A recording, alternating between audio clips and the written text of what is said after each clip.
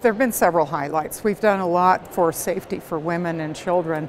We passed a bill last week that will test a lot of DNA that's been stored but not tested. Other states have done this and they've caught a lot of serial rapists. So it's a really, really good thing. It's good for public safety and it's good long-term for the costs of our criminal justice system. I was able to pass my bills related to privacy and intimate images. And there was a bill related to sex trafficking and fake massage parlors that passed. A big public safety bill was our oil train safety bill, and that was a real highlight of last week.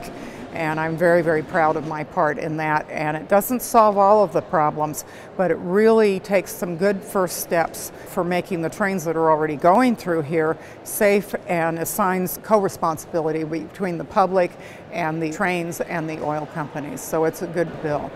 I think everybody's familiar with the kinds of lapses and breaches that have happened with some of the stores we do business with, some of the banks we do business with, and I would say cybersecurity is a huge emerging issue, and each session we deal with more and more issues related to that. Hopefully we'll be passing a law this afternoon that will have to do with cybersecurity and how we keep data that the state has within its archives and within its data systems. And that's to make sure that it doesn't fall into the wrong hands. And there's going to be more and more issues like that. We sent a raise the minimum wage bill. It raises it over several years to $12 an hour, which is less than what some cities have been able to do.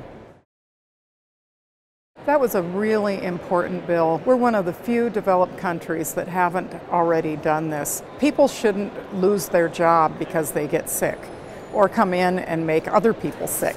And that's what's happening with so many of our employees, and it's just not right, and we're almost the only developed nation in the world that doesn't already deal with this. The safe part, we called it sick and safe leave, has to do with domestic violence. If a person has to choose between keeping their job or going and getting a protection order so they don't go home and get beaten up, that's not right either. And so we passed a law and we sent it over to the Senate to deal with that.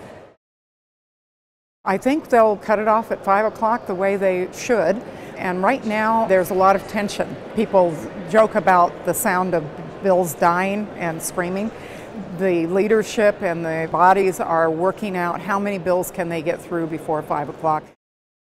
I think probably the biggest one is the equal pay bill. You know, we've been talking about this for 50 years.